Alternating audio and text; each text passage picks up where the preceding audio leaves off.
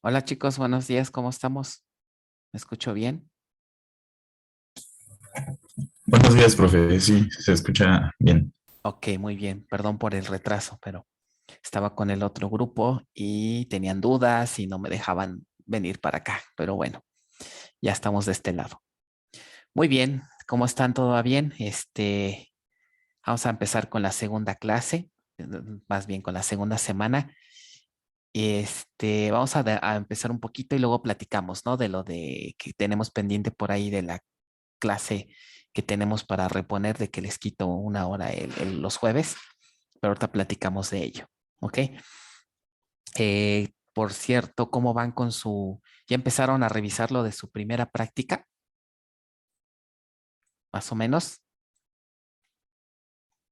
Sí lo comentamos, ¿no? La semana pasada o no, recuérdenme. Sí les dije de la primera práctica. Sí, profesor, sí se comentó. Sí, profe. Ok, váyanlo checando, por favor. Acuérdense, esta primera práctica la tenemos que entregar esta semana. Creo que en Classroom ya les puse la fecha, ¿no?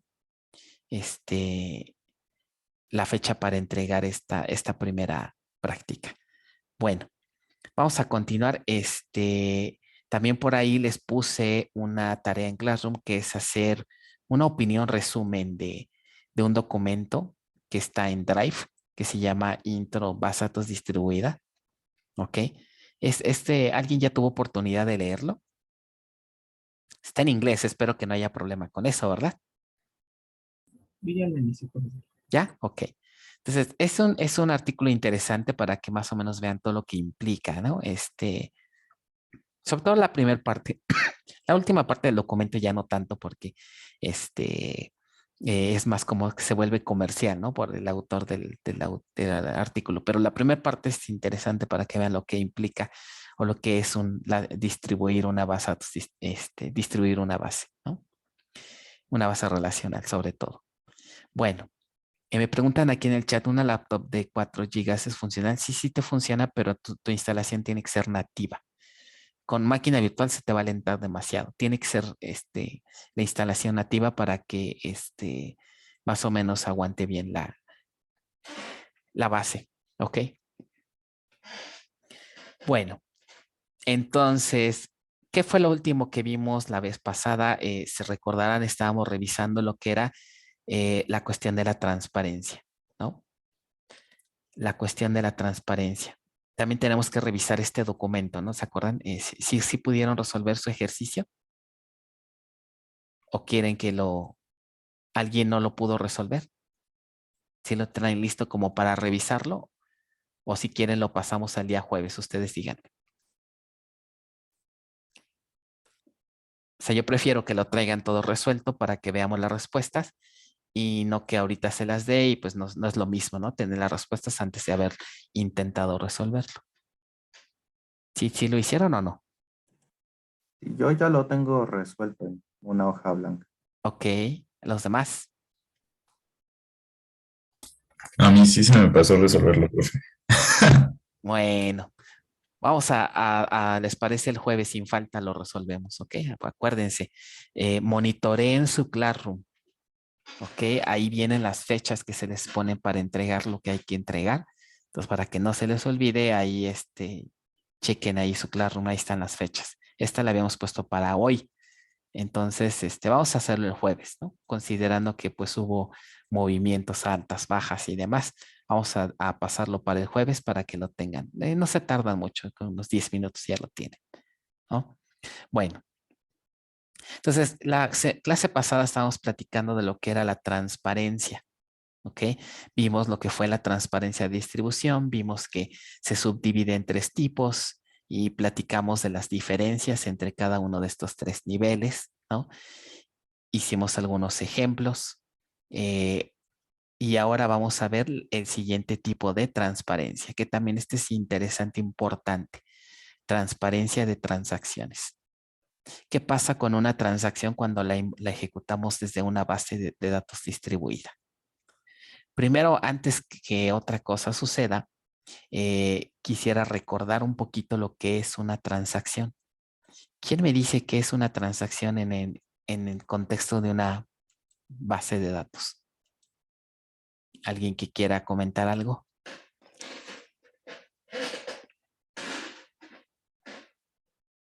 Voy a abrir la parte de las participaciones para que se animen, ¿verdad? Alguien que quiera participar. ¿Qué es una transacción? De lo que recuerdo era cuando se tenía una sentencia, bueno, no sentencia, se hacía como tenía que ver con lo que era el update, el delete, pero tenía un nombre específico, eso. No me acuerdo cómo se llamaba. Ok. Digo, Sí, más o menos. Tiene que ver efectivamente con instrucciones DML en particular, ¿no? esas instrucciones, sí. Ajá. ¿Algo más que quieran comentar, que se acuerden de lo que era una transacción? Podías tener como puntos de guardado, podrías, Ajá. Había hacer unas instrucciones en SQL, ¿no? Que están asociadas con ese concepto. ¿Cuáles eran? ¿Alguien se acuerda? ¿Qué instrucciones por ahí tienen que ver con el SQL y el concepto de transacciones?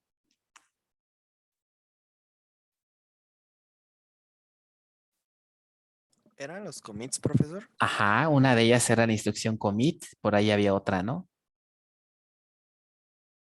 ¿Qué es lo contrario del commit? el rollback. El rollback, ¿ok? Entonces, esos conceptos son bien importantes. ¿Por qué? Porque si no nos acordamos cómo funcionan esos conceptos en una base centralizada, ¿qué creen que va a pasar cuando lo llevemos a una distribuida? Pues nos vamos a hacer bolas. Si no entendemos esos conceptos a nivel de una centralizada, entonces no vamos a poder revisar a nivel de una distribuida. Entonces hay que tener esos conceptos bien, bien claritos para que se entienda. ¿Ok? Bueno, estoy tratando aquí de acomodar esta ventana y no se deja. A ver, vamos a ver si aquí ya con esto. Miren, se volvió a maximizar. Oh, que cuando tengo la pantalla compartida, esto se complica. A ver, vamos a ver si así. La estoy haciendo más chica y no quiere. Ahí sí parece que ya. Ay, ya se volvió a hacer grande. Oh, que la canción. No, bueno. Miren, ya se hizo más grande de lo que ya la tenía. Ok, entonces. Ahí está. Es que actualicé mi sistema operativo y parece que no está del todo estable como yo quisiera. Miren, miren, miren. Ya. Vamos a asignarla. Ok, es correcto. Entonces, recordando un poco qué son las transacciones rápidamente. Una transacción, como bien comentaban, está formada por un conjunto de instrucciones DML. ¿Cuáles eran las instrucciones DML?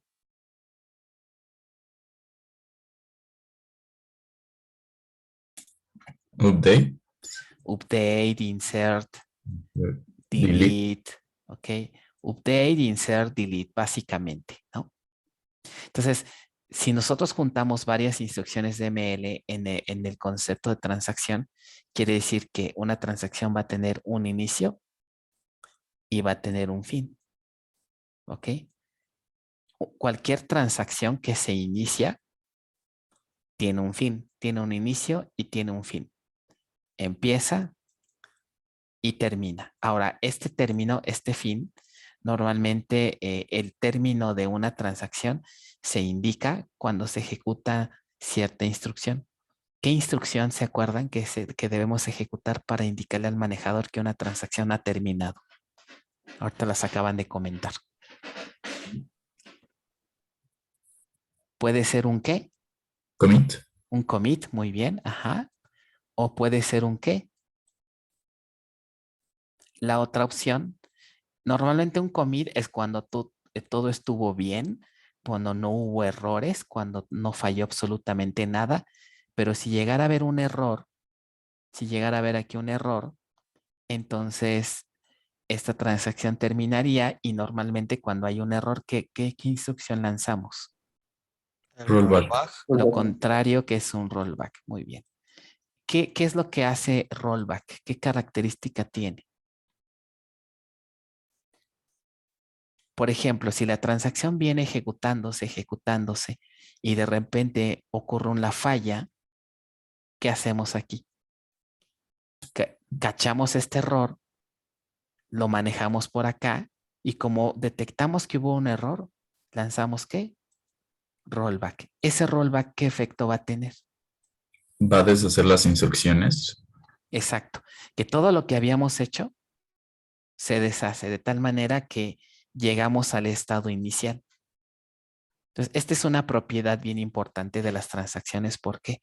Porque si algo falla mal, deberíamos de regresar o de deshacer lo que ya hicimos, porque si no, es como si hiciéramos cambios a los datos en unos lados, pero en otros lados no los hicimos porque hubo un error.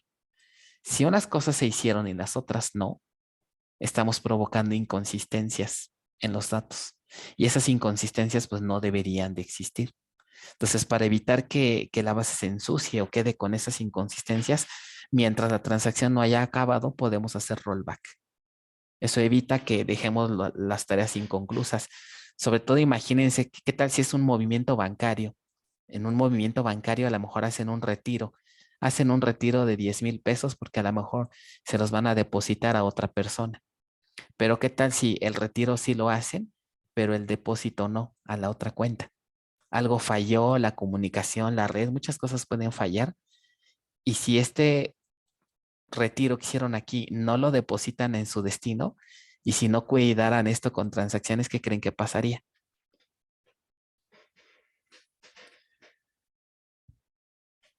La persona a la que le van a hacer la transferencia nunca recibió su dinero, nunca recibió sus 10,000 pesos, ¿no? Y ustedes tampoco ya lo tienen en su cuenta porque ya hicieron el retiro. Entonces, en resumen, ¿qué pasó ahí? Pues andan 10,000 pesos ahí en el limbo, ¿no? Que no sabemos qué pasó. Y pues ustedes van a estar muy enojados porque pues gastaron dinero y nunca llegó a su destino. Sería algo grave, ¿no? Entonces, eso se debe a que no estamos haciendo uso adecuado de lo que es la transacción. Ese es uno de los tantos usos que tiene. Es algo muy importante para garantizar la integridad de los datos, la consistencia entre transacción y transacción. Tenemos que delimitarlas, ¿no? A través de este concepto. ¿Sí más o menos se acuerdan? Ahora, a nivel programación, ¿cómo funciona? ¿Ustedes se acuerdan de sus cursos de Java? Por allá en el anexo, no sé, hace algunos años, o inclusive de cualquier lenguaje. Muchos lenguajes tienen esta estructura. ¿Para qué servir un bloque try catch? ¿Alguien recuerda?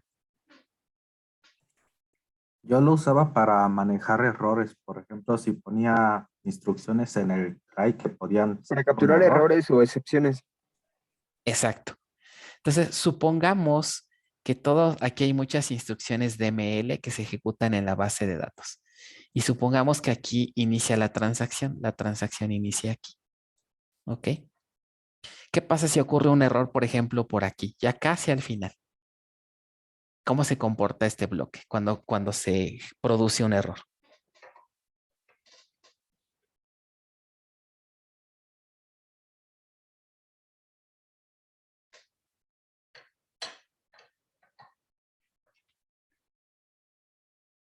¿Alguien?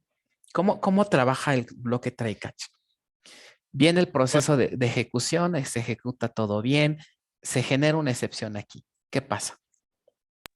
Cuando ocurre un error, el try catch lo detecta e intenta ejecutar algo que está dentro de los paréntesis. Bueno, por ejemplo, si ocurre que no introdujiste un dato, intenta meter un dato por default o algo para evitar el error. O procede a simplemente decirle al usuario, te equivocaste, tienes que volver a ingresar el dato en lugar de crashear y detener el programa. Ajá, bueno, esas las acciones que haces para manejarlo, pero a nivel específico en sí, ¿cómo se comporta este bloque? ¿Qué pasa a nivel de la ejecución del programa cuando se encuentra una excepción aquí?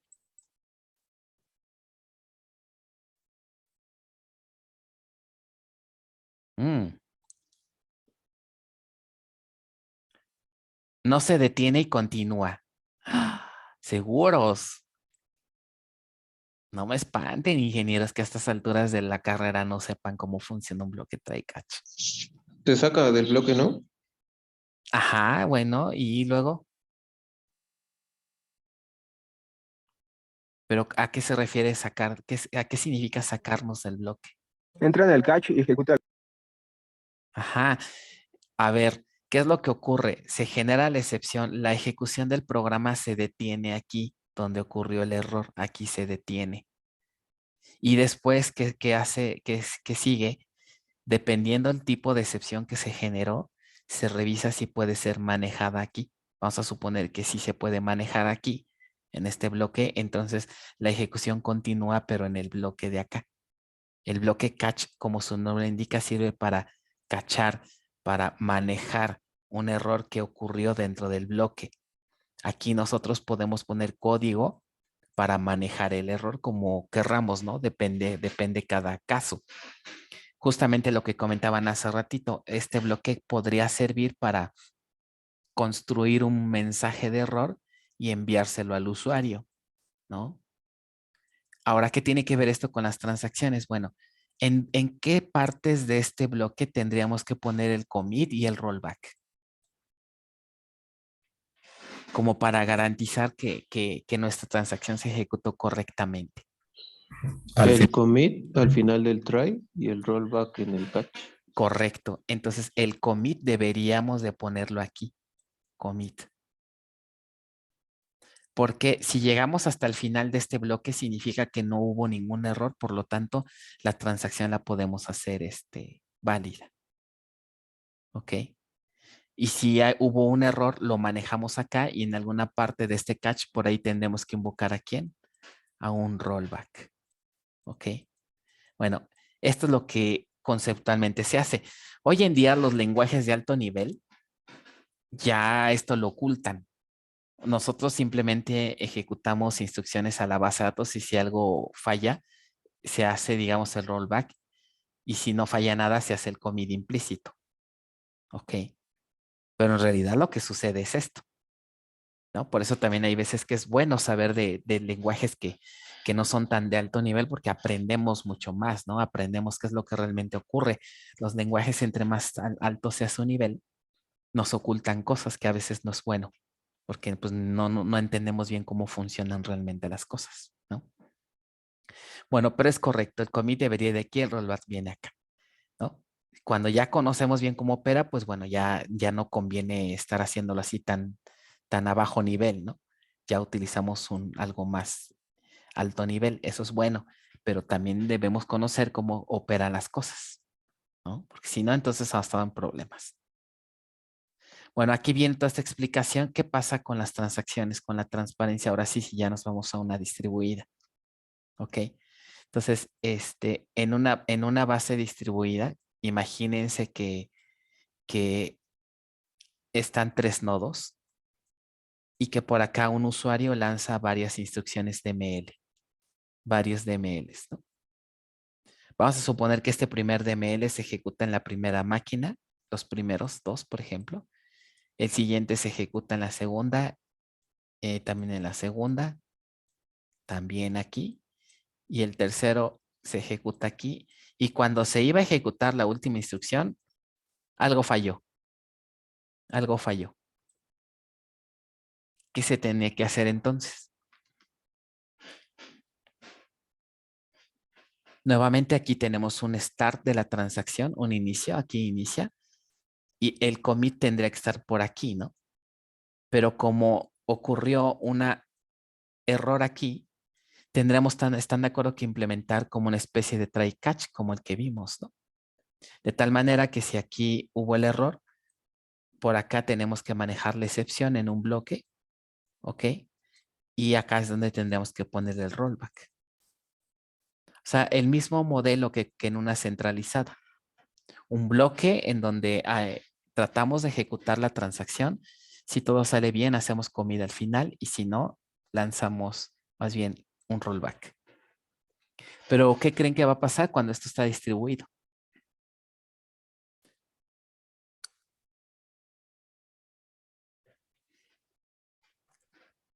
¿Se va a desincronizar? Ajá, aquí tiene que haber una comunicación, ¿no? De este lado va a estar, digamos, el usuario que lanza la transacción en un cierto servidor, en otro nodo, que puede ser uno de estos mismos, pero vamos a suponer que ahorita hay otro. Entonces, este DBMS que está aquí tiene que comunicarse de alguna manera con estos nodos para decirle, oye, hubo un error aquí, entonces necesitas hacer rollback. Por eso implica una comunicación especial, ¿no? Entre el usuario que lanza la consulta y los nodos. ¿Ok? Esto es una transacción, pero a nivel distribuido. Participan varios nodos. Aquí, ¿cuál es la ventaja? Que esto ya no lo tenemos que programar nosotros realmente. El manejador me ayuda a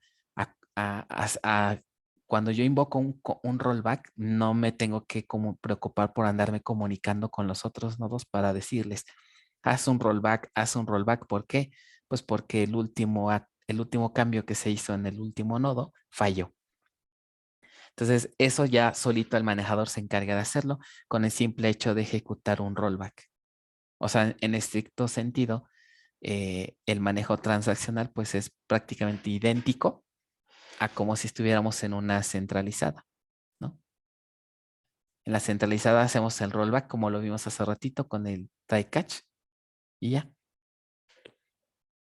Entonces, esa facilidad que tienen los manejadores de que puedo ejecutar transacciones tanto locales como distribuidas sin mayor complicación, se le conoce como transparencia de transacciones. Si el manejador me permite implementar transacciones sin importar si la base está centralizada o no. Entonces, a eso se le llama transparencia. O sea, el manejador ya se encarga de internamente de comunicarse con los otros nodos y decirle, ¿sabes qué? Haz rollback, haz commit, etcétera. ¿Vale? Sin embargo, para que eso sea válido, nosotros tenemos que programar la transacción de una forma correcta. Porque si no hacemos eso, podemos tener problemas. ¿Qué problemas pueden ocurrir? Imagínense que tienen 3 nodos, 4 nodos. En el nodo 1 se lanza, bueno, este intentaba hacer un 2. ¿Ok? El nodo 1 lanza aquí un insert a este sitio. Luego lanza un update a este otro sitio. Luego lanza otro update al mismo sitio. Y luego intenta lanzar tal vez un delete a este sitio. Y aquí se produce falla.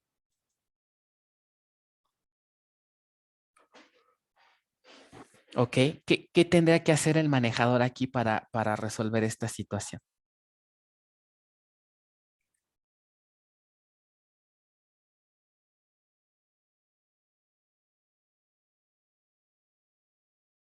Ocurre una falla. Supongamos que después que ocurre la falla, nosotros cachamos el error y le decimos rollback. ¿Qué creen que va a hacer el manejador cuando ejecutemos rollback? Ya cuando esto está distribuido.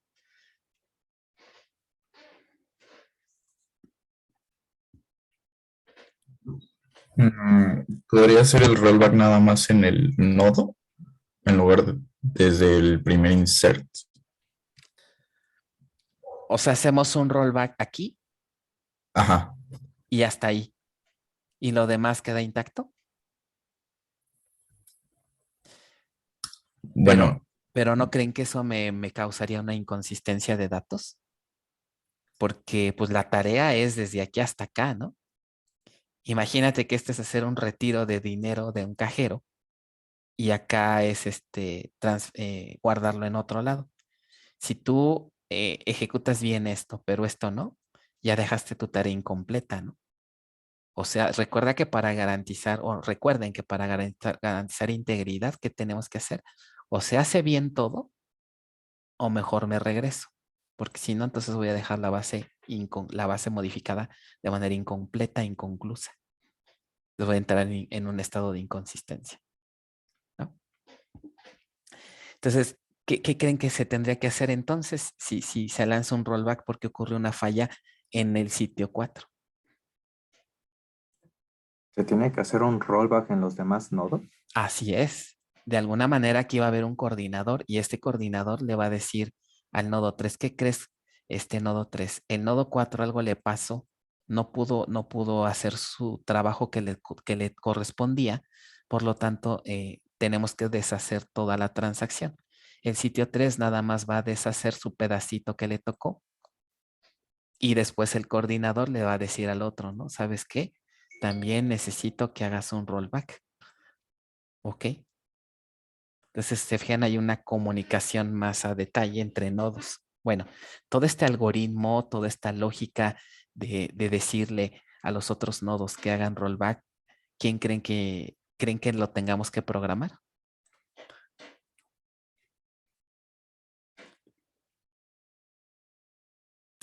¿Nosotros? Ajá, No, prof. ya no. A esto es a lo que se le llama la transparencia. Los manejadores ya traen esto implementado. Ok, entonces ya no tenemos que andarnos conectando a los otros nodos y decirles rollback. Ya lo implementa el manejador. A eso se le llama transparencia de transacciones, ¿no? Porque, ¿qué quiere decir? Que ya no nos importa si la base está distribuida, si los datos están en varios nodos, no nos importa eso. El manejador se va a comportar correctamente sin importar si la base es centralizada o distribuida, ¿no? Recuerden que el concepto de transparencia es eso, que la base va a operar transparentemente y de manera correcta sin importar si los datos están dispersos. ¿Ok? Entonces, esto de las transacciones se cumple, sí se cumple, ojo, siempre y cuando programemos bien o configuremos bien la transacción. Entonces, a nivel código, ¿cómo se vería una transacción ya en la base de datos? Una serie de instrucciones DML otra vez, pero estas instrucciones pueden ser instrucciones que se lancen a nodos distintos, ¿no? Aquí en la instrucción podemos decirle que se ejecute en este nodo, que se ejecute en este otro y así. Pero todas estas instrucciones deberían de estar entonces envueltas en ¿dónde? La transacción aquí empieza y ya que acabemos de ejecutar todo este DML, ¿qué deberíamos de hacer aquí forzosamente? Si todo sale bien. Nada falló, entonces aquí haríamos un ¿qué? Commit. Ajá. Ahora, si algo falla, ahora en base a datos, ahí no hay un catch, pero hay un bloque que se llama exception. En este bloque exception, ¿qué puedo hacer aquí? Hago algo para manejar el error, pero lo más importante sería que debo de incluir ¿qué instrucción? El rollback. Un rollback, muy bien, un rollback. Bueno, si nosotros programamos esto así en la base de datos, ya el manejador se encarga de hacer el resto. O sea, implementar transparencia de forma correcta. Pero ¿qué pasa? Si se nos olvida hacer el commit o el rollback, ya no estoy implementando una transacción distribuida y ahí voy a tener problemas. Una transacción distribuida es más delicada. Si nunca hacemos commit o rollback, el manejador no va a mandar un error. Me va a decir, oye, tienes una transacción distribuida abierta, no la has acabado. Entonces, para poder continuar trabajando, necesitas cerrar tu transacción. O sea, enviarle un commit, ¿no? Bueno, eso es en cuanto a lo que es la transaccionalidad. Sí, adelante, Iván, adelante. Profe, yo me acuerdo que había como una especie de, por así decirlo, checkpoint, donde Ajá. guardaban en las transacciones un punto para no hacer el rollback completo. En este caso, ¿cómo funcionaría con las distribuidas? ¿Igual? Igualito, ajá, es parte de la transparencia. Las bases te garantizan que el concepto se maneja igual, no importando si están distribuidas. Nada más para los demás, por si alguien no está familiarizado con un save point. En una transacción pensemos que aquí esté centralizada. Aquí tenemos un inicio, ¿ok? Se empiezan a ejecutar todos los DMLs. ¿Y qué pasa si por aquí hay una falla? Si hacemos rollback, decíamos que todos estos cambios se deshacen y llegamos hasta el inicio. Quiere decir que todo esto que ya habíamos hecho se pierde. Un save point me permite agregar una especie de marca. Vamos a suponer que le agregamos aquí. Un save point. Ok, si nosotros hacemos un rollback, puede ser que no necesitemos hacerlo hasta el inicio. Un save point me indica un punto durante la transacción hacia donde puedo hacer rollback. Entonces podríamos poner aquí rollback, ok, y le pongo el nombre del save point, rollback to, y le pongo el save point. Al hacer eso, las únicas tareas que va a deshacer serían todas las que estén después de ese save point. ¿Ok? Ahora, ¿se entiende el concepto a nivel base centralizada? Esto todavía no tiene que ver con la materia, sino ahorita con una base centralizada. Entonces, se hace el rollback hasta aquí y en este punto se queda la transacción. Ya no se deshace lo de anterior. De aquí puedo volver a hacer otras cosas, puedo hacer más operaciones o puedo reintentar. Y si todo sale exitoso, pues ya hace el commit. Pero si se fijan, no fue necesario regresarnos hasta el inicio. En una base distribuida es lo mismo. Supongamos que esta instrucción la ejecuta un nodo y esta instrucción la ejecuta este otro nodo. ¿Qué pasa si haríamos un save point? Y si el save point está en este punto, ¿cuál creen que ahora sería la diferencia? Que el coordinador aquí de la transacción le va a decir, como el save point está hasta acá, todos estos cambios que están en otros nodos no se afectan, ¿no? Esto sigue igual. Pero lo que está después del save point, que le diría el coordinador, a ver, tu nodo 1, necesito que hagas un rollback de esto. Ok, porque pues falló la transacción. Regresamos aquí y ahora le decimos al otro nodo, ¿no? Tú también quiero que deshagas esta transacción porque hay un save point, pero hasta aquí se detiene, ¿no? Ya más para allá ya queda todo fijo. Entonces es como hacer un rollback a pedacitos. Y no importa, como pueden ver, si es a diferentes nodos. ¿Sí más o menos respondí la duda? Sí, profe, muchas gracias. Ok. Entonces, miren, vamos a hacer un ejemplo. Vamos a revisar un ejemplo para que quede claro. ¿Ok? No vean la respuesta. Quiero que lo analicemos primero y luego ya lo comprobamos. ¿Ok? Generar el código necesario que permita garantizar transparencia de transacciones para la siguiente operación. Considera el mismo esquema de fragmentación del ejemplo anterior. ¿Se acuerdan que teníamos este esquema? Una tabla global cliente y un esquema de fragmentación de dos tablas. ¿Ok? Que están en dos sitios distintos. Y nos piden hacer esta instrucción. Generar el código necesario que permita garantizar transparencia y lo que nos piden hacer es lo siguiente. Decrementar 10% el adeudo de los clientes en donde dicho adeudo sea de más de 1,000 pesos. Considerar que solo se cuenta con transparencia de localización. ¿Se acuerdan de este nivel de transparencia que vimos la semana pasada? ¿Qué características tiene este nivel de transparencia? ¿Quién me dice?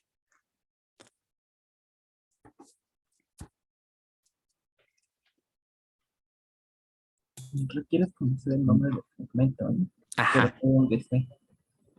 Se requiere poner los nombres de los fragmentos, es decir, no puedo utilizar los nombres globales. ¿Cómo serían las instrucciones para poder resolver esto? A los clientes que tienen adeudo, se los quiero decrementar, siempre y cuando su adeudo sea de 1,000. Si observamos las tablas, aquí tienen una columna que se llama adeudo. ¿Cuál sería la instrucción qué tendríamos que hacer para decrementarles el adeudo a los clientes que tengan, les vamos a perdonar o a darles un descuento del 10%, les vamos a quitar el 10% si tienen un adeudo de más de 1,000? ¿Qué tendríamos que hacer? ¿No? Es un update, entonces lo voy a hacer acá. Entonces voy a empezar a escribir aquí las instrucciones. ¿Ok? Entonces sería, ustedes díganme, update qué cosa. Les muestro el PDF nuevamente. ¿Update qué? Fíjense, si es transparencia de localización. Sí, adelante, adelante. Update adeudo, ¿no? Sí. Pero no, la sentencia, la cláusula update, ¿qué sigue después de update? ¿Update qué? Cliente S1. Ajá. ¿Por qué no puedo poner cliente directo? Porque dice el ejercicio que solamente puedo, ¿qué? Tengo qué nivel de transparencia. Transparencia de localización. ¿Sí están de acuerdo todos? Entonces tengo que poner update, cliente 1. Ah, esperen.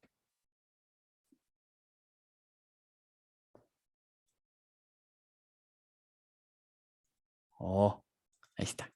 Update, cliente 1 y luego, Podríamos poner buen adeudo mayor a 1000. ¿qué sigue después de update? Pongo update, el nombre de la tabla y luego, where. El atributo, ¿no? Ajá, entonces, ¿qué pongo? Ustedes díganme, háganme Adeudo. cuenta. ¿Así? ¿Falta algo? Antes de la columna. Sí. Ajá. ¿Qué pasó con con el Falta SQL, la unión. ingenieros? A ver, ahorita vamos a ver. Update cliente 1, set qué. Adeudo. Ajá. Y luego, ustedes díganme, yo nada más estoy aquí escribiendo. ¿Qué? Update cliente, quiero cambiarle la deuda. Acuérdense que el cambio a qué va a ser igual. Set adeudo igual a qué. Si quiero decrementarle el 10%. Mm, Quiero pues, decrementar es el el, 10% de la deuda. es el valor de adeudo menos su 10%, ¿no? Ujú. ¿Cómo sería? ¿Cómo pongo eso? Puede ser adeudo por 0.9. Exacto, muy bien. Ajá. Y ahora sí, ¿qué me falta? El where. Ajá. La condición que me pide es que ¿qué? Adeudo mayor a 1000 pesos. Ajá. Adeudo mayor o igual a 1,000 pesos. Abusados con con el SQL. Vean que todos estos conceptos que estoy tocando, casi todos son antecedentes. Entonces, en esta asignatura sí es bien importante, como pueden ver, que muchos de sus conceptos de bases los tengan bien fresquecitos. Y si no, hay que repasarlos. No pasa nada, yo sé que a lo mejor se nos olvida, pero si ustedes detectan, ya no me acuerdo qué era una transacción, ya no me acuerdo cómo se hace el update. Hay que repasar todo eso porque esto lo vamos a usar bastante, ¿no? Bueno, esto efectivamente ya hace el cambio, pero como que falta algo, ¿no? Ahí falta la unión, ¿no? Que decía el compañero. Ajá, pero ¿puedo hacer una unión de updates? O sea, a nivel conceptual se entiende, pero en sí, ¿qué significa hacer? ¿O pongo aquí unión?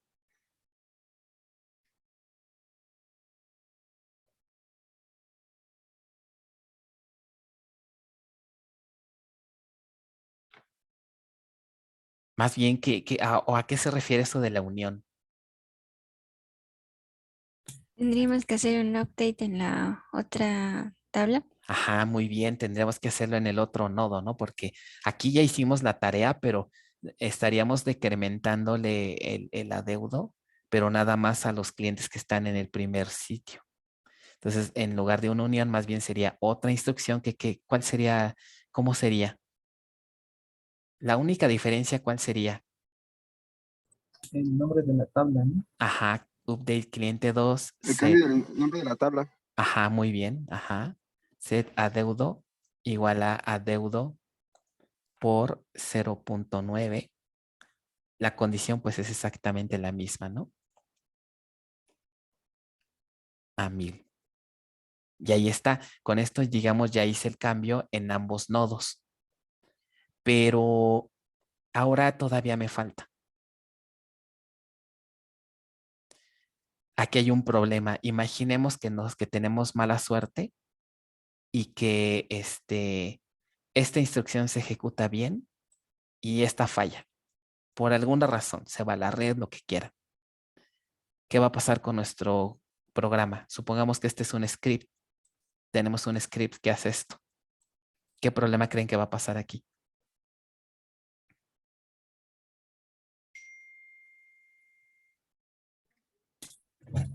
Que los clientes de la tabla cliente uno Ajá, utilizan, pero los del cliente 2 no. Entonces tenemos que hacer un rollback de todos para que... así es. Tenemos que manejar cuando estos trabaja sobre una base distribuida, la situación se complica. Recuerden que, por ejemplo, al menos en este manejador en Oracle, y pues prácticamente la mayoría de los manejadores es lo mismo. Cuando empieza la ejecución de este script, el manejador detecta que es un DML. Un DML requiere que se ejecute dentro de una transacción. Entonces, de manera implícita, aquí el manejador es como si indicara un begin transaction. Lo voy a poner, pero no es que nosotros lo tengamos que poner de manera explícita. Lo voy a poner así, como si fuera un comentario, pero para que no quede claro que la transacción aquí empieza. Le voy a poner implícito. De hecho, la instrucción begin transaction ni existe. Nosotros no la ponemos, la pone el manejador. Aquí empieza la transacción. Pero si nosotros nunca, la transacción inicia, pero nunca le decimos cómo va a acabar, nunca le decimos dónde va a haber un commit, dónde va a haber un rollback, ¿qué va a pasar? Si algo falla, se genera la excepción y ahí queda, pero la transacción sigue activa. Ni ha terminado, ¿ok? Ni ha hecho commit, ni ha hecho rollback. ¿Saben cuál es el problema en una distribuida? Que si nosotros no acabamos la transacción, los recursos que esté usando el manejador en los otros nodos se van a quedar bloqueados hasta que la acabemos. ¿Por qué bloqueados? Porque es una transacción distribuida. Mientras no acabemos la transacción, los datos en los otros nodos van a estar bloqueados. ¿Y qué pasa si viene un usuario y quiere consultar estos datos? Los bloquea inclusive que ni siquiera deja leerlos. Entonces vamos a tener usuarios aquí también que se van a bloquear porque no estamos dejando que consulte estos datos, pues porque la transacción que traemos de este lado no la hemos acabado. ¿Se fijan lo peligro? Bueno, no peligroso, sino el impacto que tiene no programar bien una transacción? Cuando es una base distribuida, esto se complica. Entonces, ¿qué le falta a este código para que sea adecuado? Si todo sale bien, vayamos por el camino feliz. ¿Qué le faltan a estas instrucciones? Suponiendo que todo sale bien. ¿Qué le debo de agregar? El commit. ¿Y en dónde iría? ¿En qué parte lo pongo? Al final, ¿verdad? Del, Aquí voy a poner un commit. Ahora, ¿cómo le hago para el rollback? cuando haya una excepción. Entonces necesito cachar. ¿Cómo cacho en SQL una excepción? Aquí ya no va a haber de otra más que meterme a la programación PL/SQL. Otro antecedente que necesitamos tenerlo bien. Necesito hacer un bloque PL/SQL para poder manejar la transacción. En un bloque PL/SQL tengo que agregar un begin para que, ojo, no confundir este begin con el begin de la transacción. Este es el begin de un bloque PL/SQL. ¿Ok? Entonces, begin, y acá abajo voy a poner un bloque que se llama exception. Este bloque de exception trabaja muy similar ser el equivalente a qué cosa en Java, que ahorita vimos hace un momento. ¿Se acuerdan? ¿A qué creen que sea? A un El- catch, muy bien. Entonces, y después pongo end. Aquí ya se termina el bloque anónimo y aquí ya nada más, ¿se acuerdan? El carácter de ejecución. Este es se supone que la programación PL/SQL pues la vieron desde bases 1, ¿verdad? Entonces, Aquí hacemos el commit. Este sí era nuestro catch. Entonces, aquí podemos agregar algunas líneas de código si queremos manejar el error. Pero la línea importante que debo agregar aquí, ¿cuál sería? Cuando ocurre un error, ¿qué debo de hacer? Para evitar que estos recursos se liberen y que todo quede como estaba antes porque ocurrió un error, debo poner aquí, ¿qué instrucción dijimos? Rollback. Rollback. ¿Ok? Rollback. En ese momento ya el manejador dice, ok, tengo que hacer rollback. Entonces, es esta primera instrucción que se hizo en el primer sitio, le digo al otro sitio, oye sitio, deshace los cambios porque hubo un problema y todos estos bloqueos que tenías ya los libera. ¿Por qué? Porque ya la transacción terminó. ¿Ok? Esta es la forma adecuada como deberíamos de manejar una excepción cuando tenemos una base distribuida. ¿Ok? Ahora, nada más para terminar, aquí hay un punto. ¿Qué pasa? Algo interesante. Aquí se genera el error, lo cachamos aquí, hacemos el rollback, pero luego vean que ya que se hizo el rollback, el código continúa. Como que falta algo, ¿no? ¿Qué le pasó al error que cachamos aquí? Es como si cacháramos una pelota y me quedo con la pelota. ¿Qué pasaría cuando el programa se termine de ejecutar? ¿Creen que el usuario que lanza este programa pudo darse cuenta que hubo un error?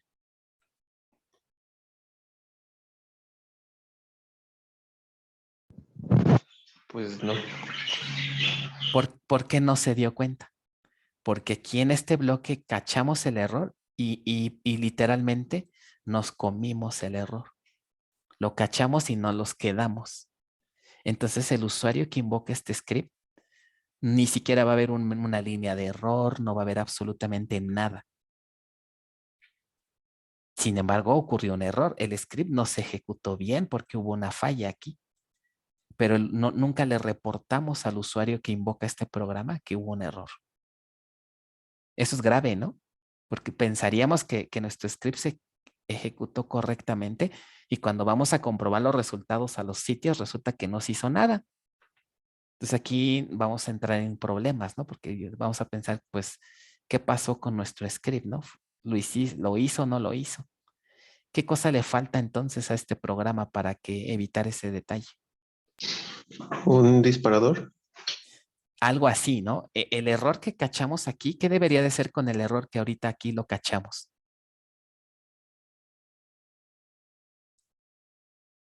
¿Qué debería de ser con este error? Cacho el error, hago el rollback, ok, hago el rollback para evitar que los datos queden sucios o queden inconsistentes, pero después, ¿qué debo hacer aquí con el error que tengo aquí en mis manos ahorita?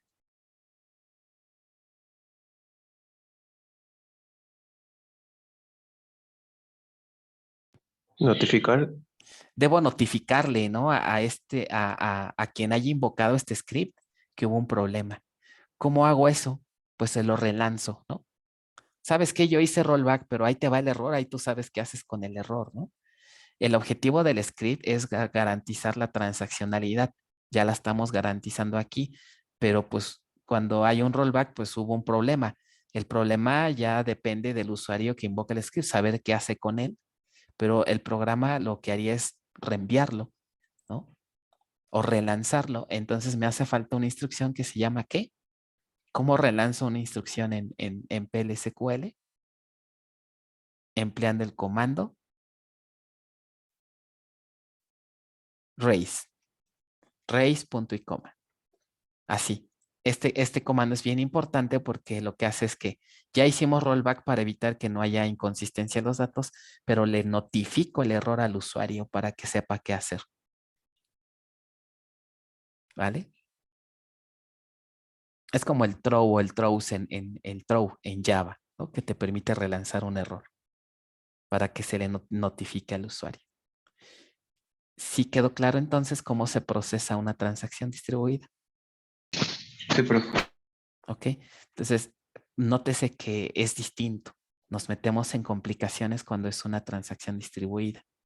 Entonces, básicamente, pues aquí está la respuesta, ¿no? Que es, ahora si ya lo entendieron, pues te dijeron, pues aquí está, cómo debe de ser. raise, lo que les decía hace ratito. Su rollback para deshacer, el commit al final y su bloque de excepción. Este es un bloque anónimo, ¿no? Entonces debemos de hacer bloques anónimos cuando querramos ejecutar correctamente una transacción en donde participan más de un nodo. Fíjense, aquí tengo un error en las notas, ¿ya vieron? A ver si alguien detecta dónde me equivoqué en el código. No existe la columna de incremento. No existe la columna de decremento, ¿verdad? Es adeudo. Ah, de hecho ese es otro, pero yo detecté otro. Que puso mayor igual a 100 en lugar de 1000. Ah, ese es otro. No, bueno, creo que tiene muchos errores este programa. Hay otro más. Las tablas son las mismas. Ajá, ven, aquí debe haber sido ese dos. Bueno, ya tienen ahí para mandarme correo y puntos extras, ¿no? Acuérdense que quien me mande errores que encuentren en las notas tiene participación. Bueno, a ver, mándenlo al grupo para que ustedes mismos vean quién ganó. El email que llegue al principio es el quien se gana la participación. ¿Ok? Bueno, pues todo esto es la transparencia de transacciones.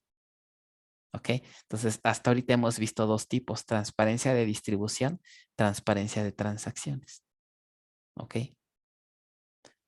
Bueno, estos conceptos, porfa, repásenlos, revísenlos, porque los vamos a usar a lo largo de todo el semestre. ¿Ok? Lo van a programar en sus prácticas, lo van a utilizar, entonces es bien importante que quede claro. ¿Ok? A lo largo de todo el semestre vamos a ver, estos dos tipos de transparencia son los que más utilizamos. Bueno, hay otros, transparencia de fallas. El nivel de transparencia de distribución y transacciones que ya vimos son los más difíciles de entender. Los otros ya son más fáciles. ¿Ok? En resumen, yo les preguntaría ahorita, ¿la transparencia de distribución la ofrecen los DBMS de manera automática o nosotros lo tenemos que implementar? La transparencia de distribución. Misma pregunta para la transparencia de transacciones. ¿Qué me dirían de la de distribución? En la de distribución se tiene que programar, ¿no? Las vistas y todos los sinónimos, todo lo demás. Ajá, así es. Y en la de transacciones, ¿no? Es viene con el manejador. Acá, ajá, muy bien. Esto es lo que vamos a hacer en sus prácticas, ¿no? La transparencia de distribución, que fue lo que platicamos, crear vistas, sinónimos, triggers, todo eso, lo tenemos que hacer nosotros. Aquí si no nos salvamos. ¿Ok? El manejador pues nos ayuda con algunos objetos que ya existen, pero en general aquí hay mucho que programar. La transparencia de transacciones, como vimos, el manejador ya la implementa. Ojo, siempre y cuando que la transacción esté bien programada, como lo acabamos de ver. Si no ponemos bien nuestros commit, nuestro rollback, aunque el manejador tenga la capacidad de hacerlo, si no está bien hecho, no vamos a poder tener transparencia de transacciones. ¿Ok? Bueno, vamos con otro tipo de transparencia, que es la transparencia de fallas. Asegura que la base distribuida seguirá operando de forma correcta en el caso de presentarse fallas en alguno de los nodos. Peticiones serán redirigidas a otros nodos para ser procesadas. ¿Ok? Como pueden ver, esta también ya la implementa el DDBMS. Si nosotros tenemos una configuración adecuada, por ejemplo, podemos tener dos nodos aquí. Podemos tener un balanceador de cargas. Cuando las peticiones llegan, este balanceador puede ser, por ejemplo, el listener de una base de datos. Cuando llega una petición, este balanceador, como su nombre indica, va a estar balanceando, ¿no? Una para acá, otra petición para acá y así, con el objetivo de tener a los dos servidores, a los dos sitios, disponibles, ¿ok? ¿Qué pasa, por ejemplo, si un nodo está muy ocupado? Tiene muchas peticiones, está un poco lento. ¿Qué creen que va a hacer el balanceador cuando llegue una nueva petición? Como el sitio 1 está muy ocupado, ¿qué puede hacer? La petición le va a enviar al otro sitio para balancear cargas. Otra cosa que puede suceder, ¿qué pasa si este nodo momentáneamente se cae? Como no hay servicio aquí, cuando llegue una nueva petición, ¿qué va a hacer el balanceador? La va a redirigir al sitio 2 para que siga operando mientras se recupera este sitio. Entonces, todo ese algoritmo, toda esa lógica que pueden ver aquí, nos da lo que se le llama una alta disponibilidad de la base de datos. Ok, entonces toda esa funcionalidad ya la implementa el DBMS, nosotros solamente tenemos que configurar para que esto se pueda realizar. Entonces también son una serie de algoritmos que ya están hechos, pero afortunadamente el DBMS ya lo hace. Ok. Aquí, por ejemplo, puede haber transparencia de fallas a diferentes niveles. Fíjense. La semana pasada me parece que platicamos un poquito de una tecnología que ofrece en este caso Oracle que se llama RAC. ¿Alguien sabe qué es un RAC en Oracle?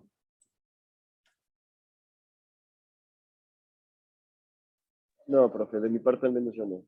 Ok, miren, imagínense, tiene que ver mucho con bases distribuidas. Este es un sitio S1 y este es un sitio S2. En este sitio va a haber una instancia de base de datos corriendo, I1, y aquí va a haber otra instancia corriendo en I2. ¿Ok? Pero estos dos servidores apuntan al mismo disco. Es un sistema de archivos compartido. ¿Ok? Sistema de archivos compartido. ¿Alguien sabe o conoce algún ejemplo de algún sistema de archivos compartido? ¿O qué es eso? Un ejemplo sería NFS, Network File System. ¿Alguien ha oído hablar de eso?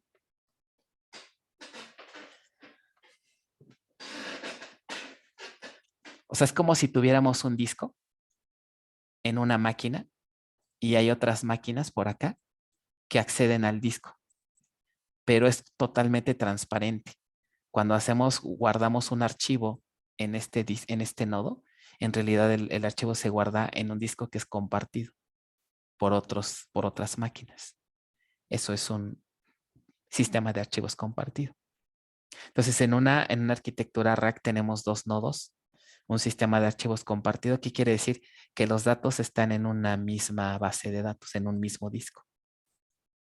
Por lo tanto, si llega un usuario y quiere hacer una consulta, están de acuerdo que se puede conectar a cualquiera de las dos instancias. Los datos van a estar disponibles. Aquí si configuramos un balanceador, por así decirlo, entonces ocurre lo que vimos, ¿no? Llegan peticiones al balanceador y el balanceador se encarga de repartirlas entre las dos instancias para tener una alta disponibilidad. Esto es algo que se usa mucho en la industria.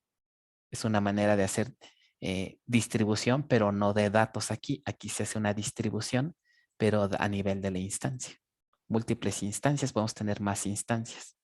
Entonces nos ofrece alta disponibilidad, balanceo de cargas. Esta es una técnica. Otra técnica pudiera ser que tuviéramos otra vez un balanceador, tal vez, pero aquí no se comparten el disco. Son bases de datos 100% distribuidas, como las que estamos revisando. Aquí el problema va a ser ¿qué pasa si llega un usuario con una petición? Y tal vez no podríamos meter como tal el balanceador, porque ¿qué tal si los datos que estamos buscando no están acá? Estoy buscando el dato A y aquí no está. Si el usuario viene y se conecta a este nodo, no va a encontrar el dato, porque las bases no son idénticas, ¿no? Entonces, aquí hay un problemita. ¿Qué podríamos hacer para mitigar un poco esto? ¿Se les ocurre algo? Para hacer que estas tablas tengan lo mismo, aunque sean nodos diferentes, no están compartiendo disco. Pues replicarlas. Exacto. A través del concepto de replicación. También podemos implementar, ¿no? Una transparencia de tolerancia a fallas. Nos puede ayudar. Pero aquí tenemos que configurar replicación. Si hago un cambio aquí, lo replico para acá. Más adelante en el curso vamos a ver algunas técnicas de replicación. ¿Ok?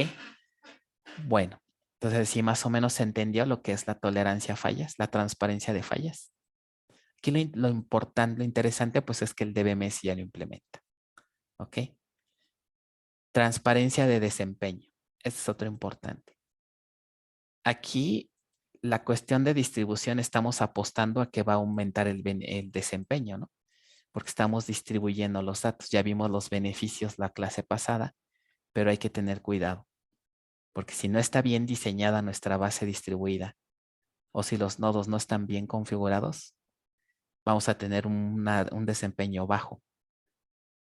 Al grado de que pues nos hubiera salido mejor tener una base toda junta sin distribuir, porque pues a la hora de distribuir obtuvimos un desempeño pobre. Ese es un riesgo, ¿eh? Si no modelamos bien una base distribuida, si no los ubicamos bien los fragmentos y si no escribimos un SQL bien hecho, el desempeño entonces no va a servir de nada haber distribuido. ¿Ok? Podemos caer fácilmente en que nos va a salir más caro, ahora sí que como dicen por ahí, ¿no? Salió más caro el caldo que las albóndigas, ¿no? O sea, quisimos distribuir, pero lo hicimos mal y ahora el desempeño está peor a que si la base estuviera centralizada. Entonces, en ese sentido, el manejador nos puede ayudar. Hay algunas cuestiones en donde, sobre todo a la hora de procesar consultas, cuando esa consulta se tiene que hacer en una base distribuida, el manejador nos ayuda a generar la mejor forma de ejecutar esa sentencia de tal manera que el desempeño en cuanto a procesamiento sea el mínimo posible. Eso hace el optimizador, o sea, ayuda a determinar el mejor camino para obtener una consulta. Ojo, pero siempre y cuando nosotros escribamos SQL bien hecho.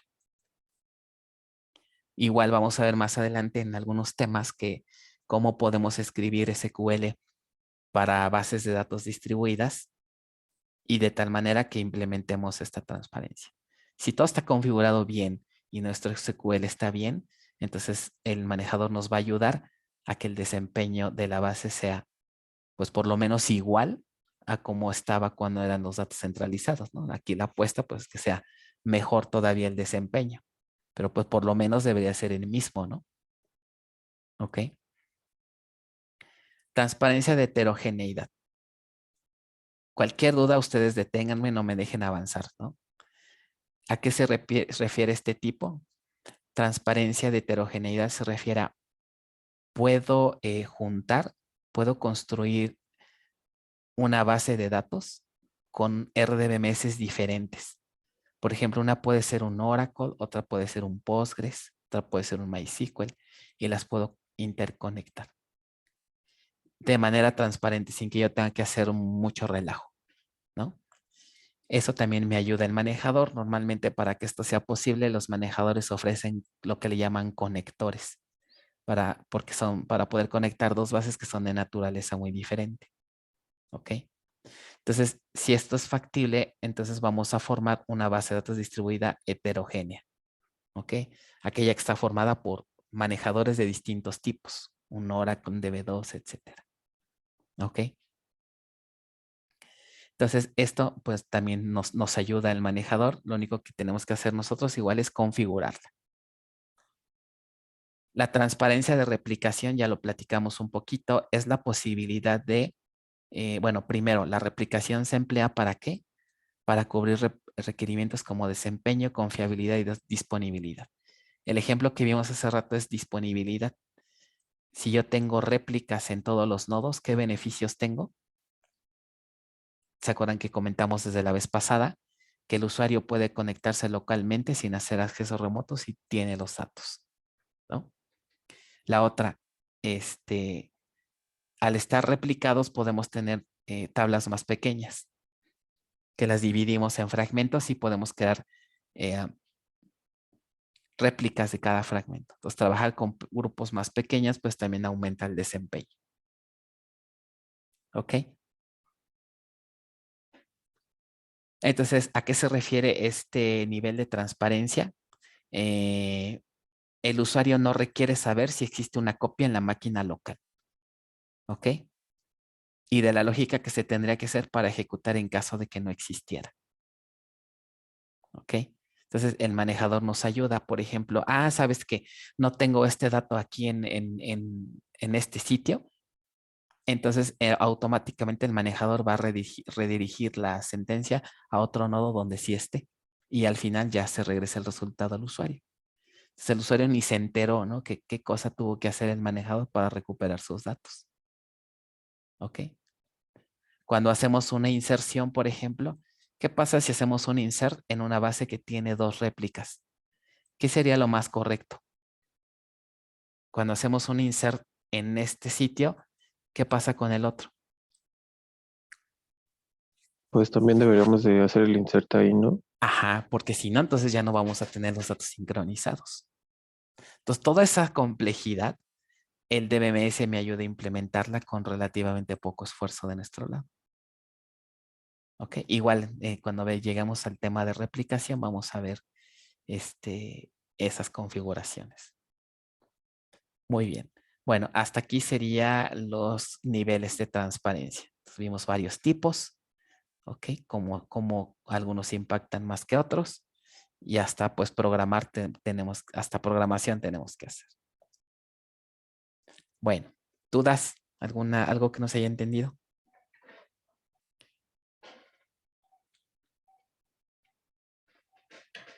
Bueno, ya les dio miedito la materia.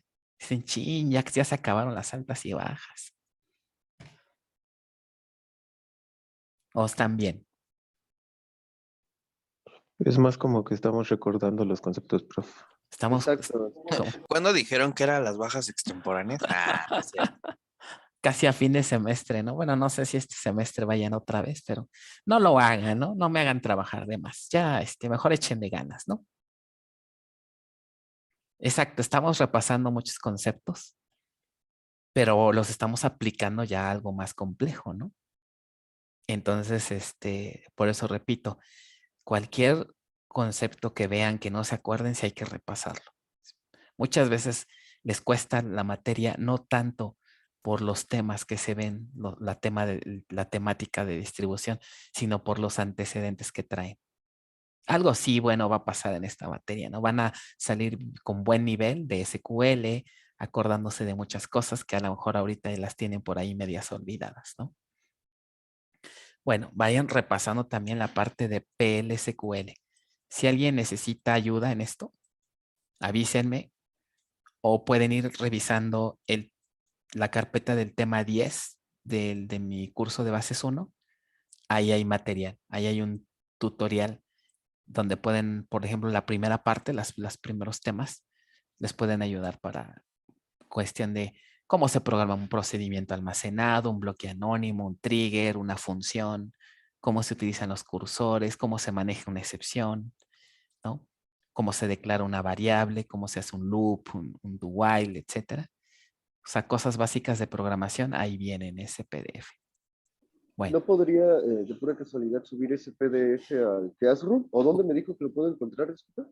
ustedes tienen el material disponible. Si ustedes observan en la página del grupo de distribuidas, ahí está una carpeta que se llama BD y BDD. Miren, lo voy a volver a hacer por si alguien no cachó, no lo cachó la vez pasada. Aquí en el grupo.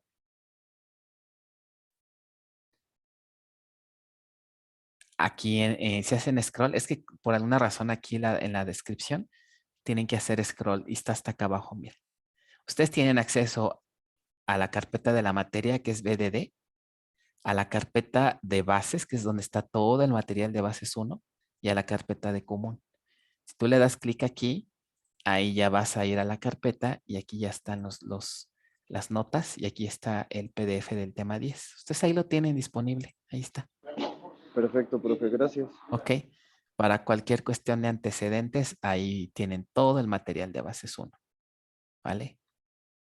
Bueno, vamos a avanzar con lo que sigue.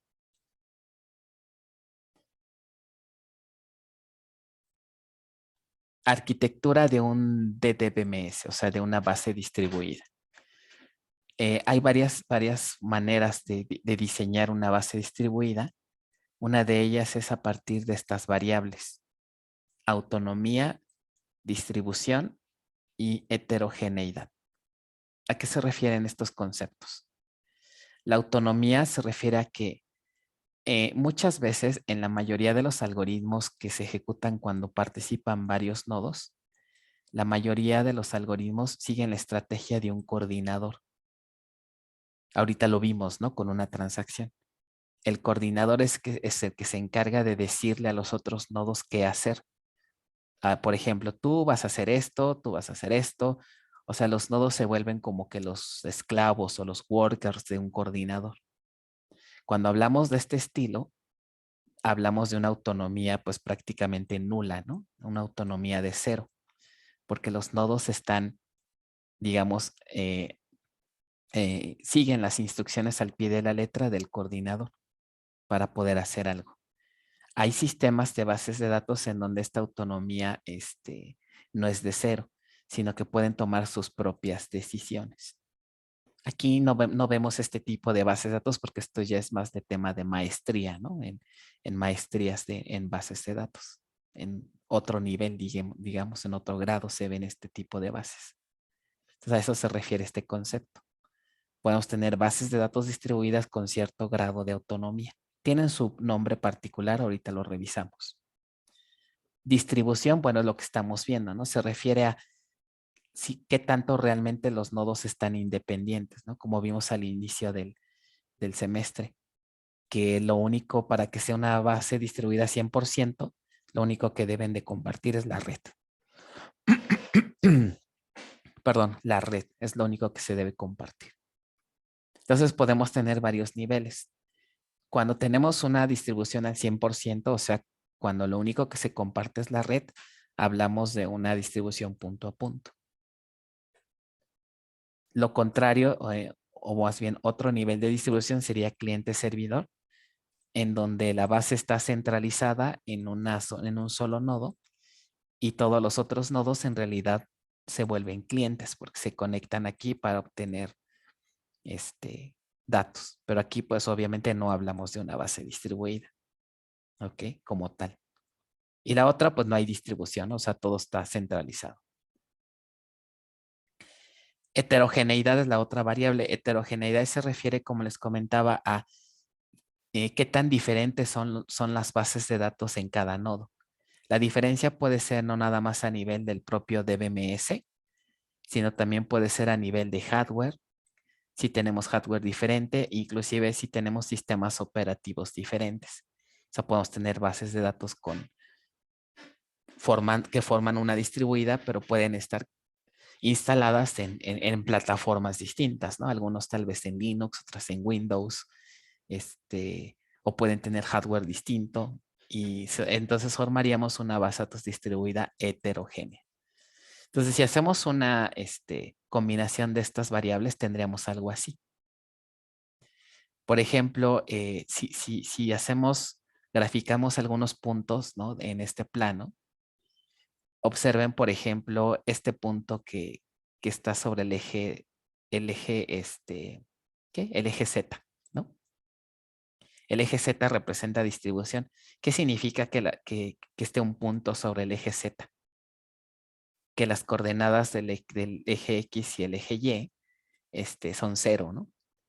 Entonces, si este representa distribución, heterogeneidad y anatomía, ¿qué características tendría esta base de datos donde hay un puntito aquí?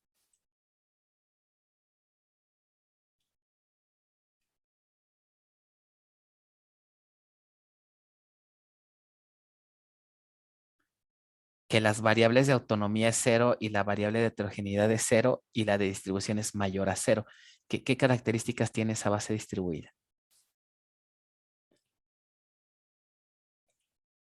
Autonomía es 0, ¿sale? Heterogeneidad es 0. ¿Qué significa que la autonomía sea 0?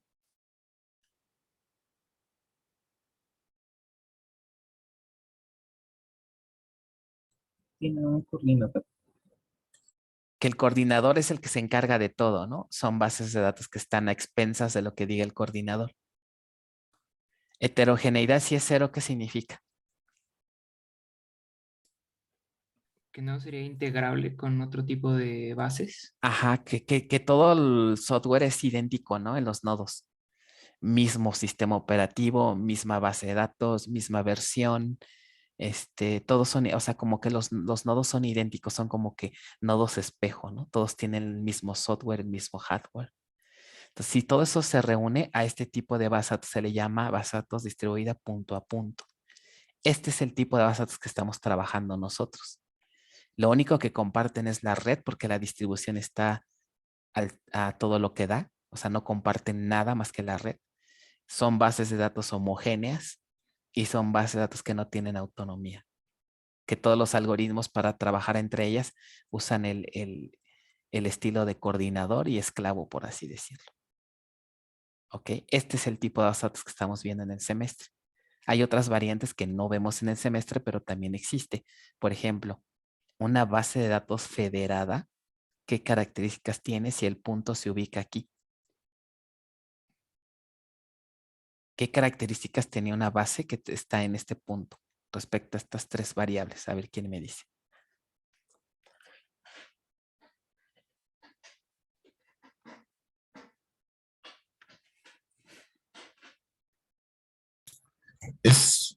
Bueno, no sé, ¿podría ser centralizada? No, De hecho, porque vean cuánto vale la distribución. es cero. Es cero. O sea, prácticamente estamos hablando de una base centralizada. Pero ¿qué otras variables tiene? No comparte manejador. El hecho de que sea centralizada, que tiene cierto grado de autonomía. Y por otro lado, ¿qué pasa con la heterogeneidad? No es heterogénea. No es heterogénea, o sea, todos los nodos son iguales. A las bases de datos que tienen autonomías para ejecutar sus algoritmos, cuando llegaran a usarse con otros nodos, se les llaman bases de datos federadas. O, por ejemplo, ¿qué característica tiene este puntito para que se llame una multibase de datos distribuida? ¿Qué características tiene este punto? Es distribuida porque la variable z, ¿no? Es mayor a 0. Es distribuida. ¿Y qué otra variable es mayor a 0? La autonomía. La autonomía. Entonces, una base de datos que tiene cierto nivel de autonomía y que aparte está distribuida se le llama multibase de datos. ¿Ok? Entonces, son distintas arquitecturas de bases de datos distribuidas que pueden existir si jugamos con estas variables. Repito, el cliente-servidor, fíjense dónde cae cliente-servidor. Cliente-servidor cae en una distribución, pero no tan grande. Es una distribución a medias porque lo único que se distribuye son los clientes, no tanto los datos. No hay heterogeneidad, ¿ok? No hay autonomía. Entonces tenemos una cliente-servidor, ¿ok? Bueno, entonces aquí hay otra tarea. Igual esta yo creo que se las pongo para la siguiente semana, ¿ok? Que es la de multibases de datos y sistemas de bases de datos federados, para que tengan un poco idea de qué otras variantes de distribución tenemos. ¿Ok? Esto les digo, se ve más ya en cosas más especializadas, en un doctorado, en una maestría de bases de datos, ¿no? Bueno, entonces a partir de este momento ya nos vamos a enfocar únicamente a esta base, a esta arquitectura. Bases de datos distribuidas punto a punto. Ese es el enfoque. Ahora, para simular una base de este tipo, digo, lo ideal sería que en la asignatura pues tuvieran dos laptops idénticas y todo idéntico, ¿no? Para que su base fuera realmente una base punto a punto, pero pues obviamente no contamos con esos recursos, ¿no? Lo que vamos a hacer entonces es simular una base punto a punto. ¿Cómo va a ser eso? Dentro de su misma instancia de base de datos van a tener dos bases de datos, base 1 y base 2, pero están en la misma máquina. Pero en realidad entre ellas es como si no existiera nada, ¿no? Como si nada más hubiera la red. Pero realmente están compartiendo su máquina, ¿no? Porque pues, no tenemos dos máquinas. Este ambiente pues lo van a estar configurando en sus primeras 3 prácticas. Ahorita ya están trabajando en la 1. Recuerden que estas 3 primeras prácticas se entregan una por semana. Esta semana se entrega la 1, la siguiente semana la 2 y la siguiente semana la 3, así sucesivamente, para que no se atrasen y pues más lo que va saliendo, ¿no? De tareas o series, ¿vale? Bueno, entonces a partir de este momento empezamos a hablar de las base de datos punto a punto, ¿ok? ¿Qué es una base de datos punto a punto? Decíamos es una base distribuida en donde todos sus nodos están parejitos, ¿ok? Y comparten nada, no hay nada compartido más que la red. Si vemos la arquitectura, tendríamos algo como esto. Sitio 1, sitio 2 y sitio 3. Ahora, en cada sitio pues hay un DBMS instalado.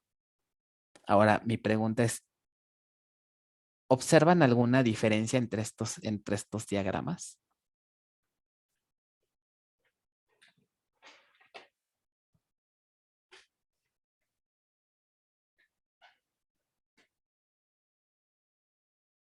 ¿Alguien encuentra alguna diferencia? No. Ninguna. ¿Qué quiere decir? Y otra cosa, esta arquitectura es exactamente la misma a la que tiene un DBMS centralizado. Que nos da a entender que los DBMS que normalmente instalamos ya traen todos los componentes necesarios para poder en el momento que querramos participar como un nodo en una base distribuida. O sea, si yo quiero formar una distribuida, ¿necesito instalar un software especial? No. El DBMS ya trae todo. Entonces, lo único que vamos a hacer es juntar las bases de datos de sitios existentes. Entonces, ya tengo aquí una base de datos punto a punto. ¿Vale? Hay conceptos nuevos, como pueden ver, diccionario global, ¿no? Algo que le llaman aquí cosas globales, pero al final los mismos componentes que se utilizarían para hacer cuestiones locales son los mismos componentes que se pueden usar para definir objetos globales u objetos que están en otros nodos. Entonces, realmente, por eso es que la instalación de su ambiente de bases de datos es prácticamente el mismo que hicieron en los otros cursos, ¿no? En bases avanzadas, en bases 1, con algunas variantes muy ligeritas, pero en realidad es el mismo ambiente.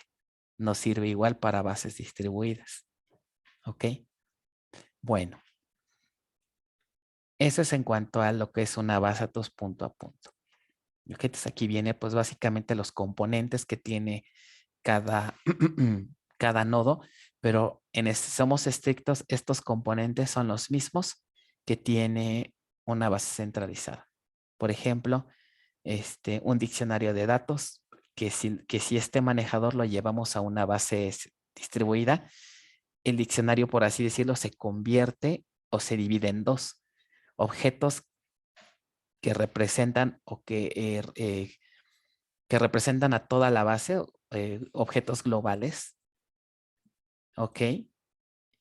Y un diccionario local, ¿ok? Ese diccionario pues contiene los objetos propios de cada nodo, ¿ok?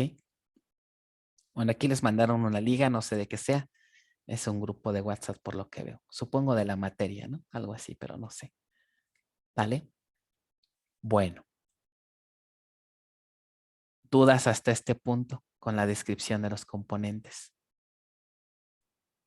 Hay otros más que vamos a ver en otros temas, ¿no? Lo que son el procesador de consultas. Este es un componente bien interesante. Cómo se procesa una consulta distribuida. Administrador local de recuperación. Log Manager, Storage Manager. Procesador de soporte de tiempo de ejecución. Acceso a disco, etcétera, etcétera, ¿no? Bueno, entonces hasta aquí sería nuestro tema número 1. ¿no? Que son conceptos básicos en bases distribuidas. Entonces pasaríamos a lo que sería ya el tema número 2. ¿Ok? ¿Alguna duda, alguna pregunta? Recuerden que dijimos al inicio del curso que cuando se acaba un tema, ¿qué hacemos? Quiz. Hacemos quizzes, ching, ya tan pronto, ¿no? Tengo que hacer un quiz nuevo, ya no tengo quizzes. Bueno, entonces, próximo jueves vamos a hacer un pequeño ejercicio de un quiz del tema número 1 para que repasen bien y estén al día. Acuérdense que la idea de los quizzes es que estén repasando sus notas, vamos a ver qué tanto entendieron, es un indicativo para ustedes. ¿Ok?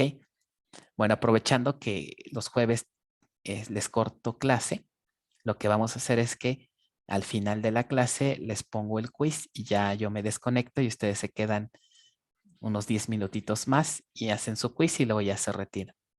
¿Ok? Los quizzes casi siempre vamos a hacerlos en jueves para aprovechar un poquito pues ese tiempo que no tenemos. Bueno.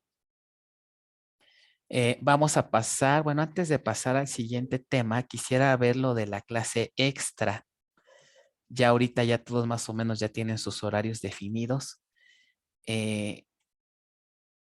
¿Qué horario creen que pueda ser conveniente para recuperar esa hora que perdemos los jueves? Podría ser, yo como les comentaba, podría ser cualquier día de lunes a jueves, más bien, porque el viernes no por el diplomado, pero después, digamos, de la 1 p.m., yo ya podría, digamos, dedicar 1 hora o 2 horas, hora y media, si quieren, a la cuestión de la materia para poder recuperarnos de ese detalle de la junta que tengo. Profesor, ¿se puede el miércoles? ¿Nos podría dar 1 hora más los miércoles? Los miércoles sí, pero sería ¿qué hora pueden? Tal vez pensando un poquito en sus horarios, no sé si podría ser a lo mejor después de las 3, podría ser a las 3, o a lo mejor a las 5, o a lo mejor a las 6. ¿A la misma hora de clase se puede o...? A la misma hora, pues fíjense que yo sí podría. Tengo un horario libre lunes y miércoles, que podría ser de 9, inclusive de 9 a, pues podría ser de 9 a 10 o de 9 a 10:30. Yo puedo a esa hora, pero no sé ustedes. Yo también puedo a esa hora, profe. ¿Los miércoles? También. Lunes y miércoles, cualquiera de esas dos, pues. Aquí Eric dice él no puede. ¿Quién más no puede? Yo, profe, no puedo. Dos. Yo, profesor, yo tampoco puedo por el trabajo. Por sus trabajos, ok. Por lo menos hay varios, ¿no? Hay varios aquí que no pueden. Parece ser que se complica un poquito en lunes, miércoles. A lo mejor un horario en la tarde les queda. ¿Qué les parece un horario? Primero el horario a las 3 de la tarde. Acuérdense que estas clases quedan grabadas, obviamente, también. Lo del trabajo aquí, yo creo que eso sí lo va a tener que excluir, ¿no? Porque, bueno, a lo mejor ahí si son los menos, pues vamos a ver los que tengan menos impacto, ¿no? Aquí Daniel no puedo por su trabajo, pero bueno, 1 horita que le dediques de tu trabajo, ¿no? Yo creo que se puede. Luego a En la veces mañana, en las mañanitas a las 7 yo no puedo, todos los días tengo clase, de 7 a 9, todos los días, de lunes a viernes, por lo menos. ¿Ok? o viernes muy en la noche, profe. El viernes no puedo por el diplomado. Tengo que dar diplomado los viernes. Los viernes me ocupo desde las 4 de la tarde hasta las 9 de la noche. No creo que quieran una clase a las 10 de la noche, ¿verdad? Sería muy pesado. A las 3 me dijeron, ¿quién aparte de ahorita, quiénes no pueden un día a las 3? Miércoles a las 3, por ejemplo.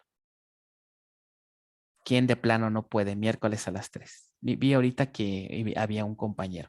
Sofía tampoco. Dice que es 2 compañeros. Pues ¿Alguien? yo sugeriría que la mayoría de nosotros sean los que puedan, puesto que sí Ujú. tenemos, bueno, al menos de mi parte, sí, el trabajo no me va a permitir casi prácticamente ningún horario, pero sí Ok. trataría de buscar que, pues, No, ver las ujú, clases grabadas para poder ujú. mantenerlas al tanto.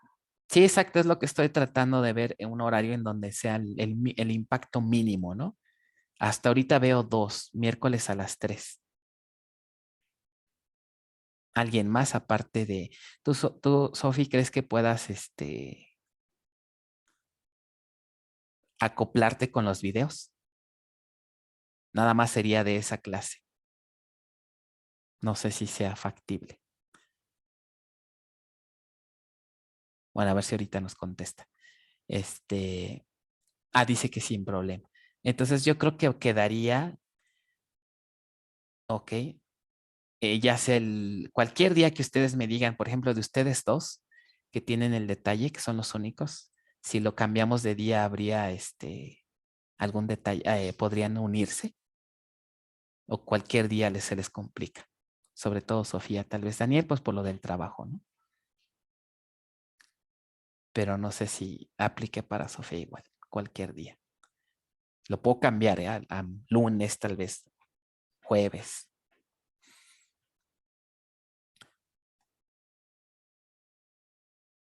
Bueno, pues parece que tal vez el miércoles, ¿verdad? Creo que es la opción más viable. Ok, hasta ahorita nada más 2. Bueno, entonces vamos a dejarlo así, ¿les parece? Entonces, este miércoles, si esto sería ya a partir de mañana, porque si no nos vamos a atrasar. ¿Ok? Yo sugiero que demos 1 hora 30 minutos para que valga la pena la clase.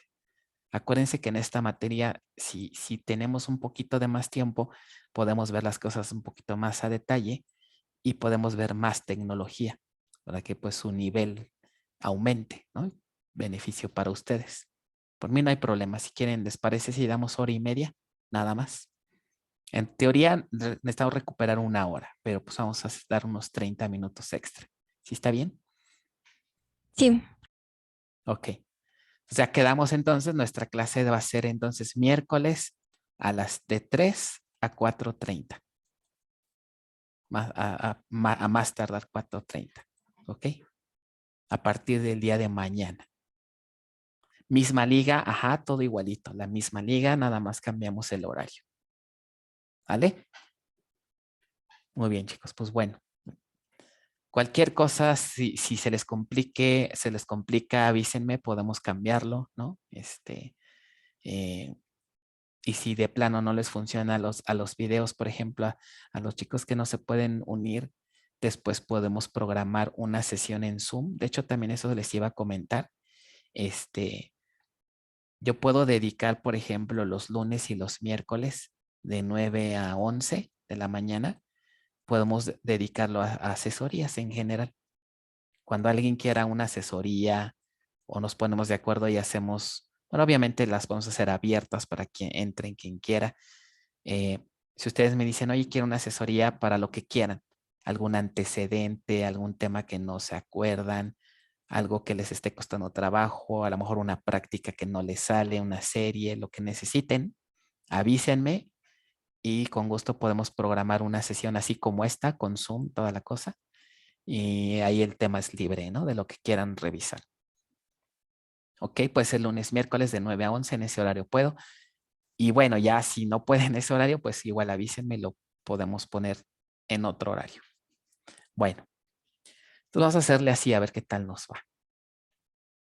Vamos a pasar entonces, nos quedan 10 minutos a lo que sería el siguiente tema, que este tema yo diría que es uno de los más importantes del curso.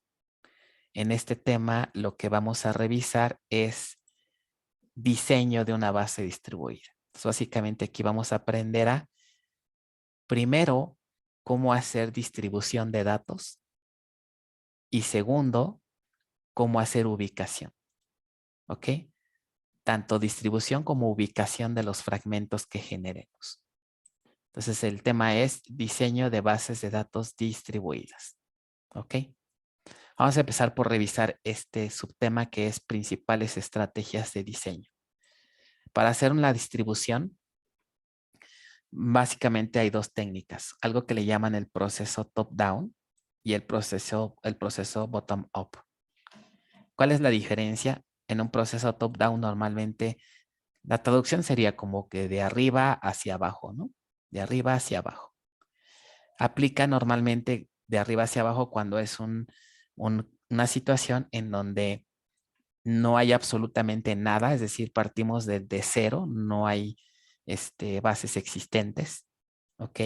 Todo se diseña en donde empezamos a definir todos los modelos, es decir, una base que nace desde cero, una base distribuida. Normalmente es más adecuada a esta técnica cuando son sistemas homogéneos, o sea, los nodos tienen la misma versión de la base, el mismo DBMS, las mismas características, o por lo menos muy, muy similares. Cuando todo es parejito, homogéneo, conviene más esta técnica. ¿Ok? ¿Por qué es top-down? Porque normalmente parte de cero. Empezamos de arriba, o sea, a definir todo el modelo, hacer el diseño de los fragmentos, el diseño de los modelos relacionales y así. ¿Ok? La otra técnica es lo contrario. ¿Sabes qué? Ya tenemos bases existentes, pero son centralizadas tal vez y están aisladas, pero ya tienen datos, ¿no? Ya tienen algo diseñado. Y podemos decidir formar una base distribuida si interconectamos estas bases de datos en una red, ¿no? A una red.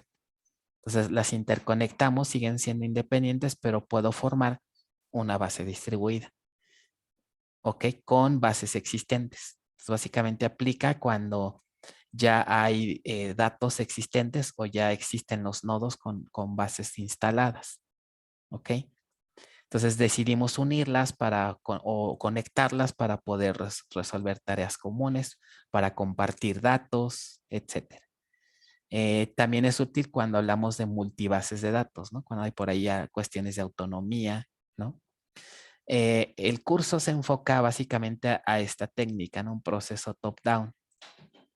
Es decir, vamos a hacer una base y nos conviene, ¿no? Porque pues, no tenemos nada, ¿no? Vamos a empezar a hacer un diseño de distribución desde cero por completo. Ese es básicamente el proceso top-down.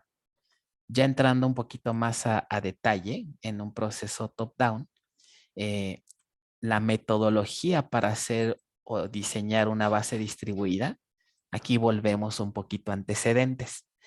Es prácticamente el mismo procedimiento que se sigue en bases centralizadas, o sea, en su curso de bases 1, y se le agregan algunas tareas adicionales que son estas que ven aquí en azul clarito.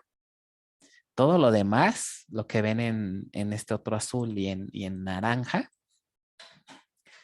son las mismas actividades que prácticamente se hacen en una centralizada. Entonces el enfoque viene aquí, que es lo más interesante. La metodología es la misma, ¿no? Ustedes recordarán de bases 1 para diseñar una base. Se supone que debemos de empezar por una etapa de levantamiento de requerimientos, ¿no? Por un diseño lógico, perdón, conceptual, en donde hacen su modelo entidad-relación, ¿se acuerdan de sus diagramas en Chen? Y luego pasan ya a la parte lógica, un diseño lógico, ¿ok? Que aquí no se muestra, pero bueno, también puede incorporarse un diseño lógico. Y ya a partir de aquí, bueno, esta actividad también podría incluir a lo mejor un poco en la distribución, aunque el esquema conceptual global, así se le llama en una base distribuida, pero esto en realidad es su modelo relacional. Este sería su diseño lógico, que equivale en una base centralizada. Y ya de aquí, pues viene las dos etapas nuevas, que es diseño de distribución y el diseño de esquemas conceptuales, pero ya locales. Aquí básicamente es decidir qué fragmentos van a estar en qué nodos, ¿no? Cómo vamos a distribuir nuestros fragmentos en varios nodos. El diseño físico, esquemas físicos, pues ya es parte en sí del diseño de la base que también se ven centralizadas. ¿Ok? Bueno, entonces vamos a dejarle hasta aquí, ya casi se nos acaba la clase. Ya lo que seguiría es la cuestión de la fragmentación. ¿Ok? Distribuir una base de datos inicia asumiendo que ya tenemos un modelo relacional completo. Ahora viene la estrategia. ¿Qué tanto vamos a fragmentar nuestras tablas para poderlas distribuir? En la siguiente clase vamos a empezar a ver la de mañana, ya las estrategias de fragmentación. ¿Ok? Bueno, ¿alguna duda? ¿Algo que no se haya entendido hasta aquí?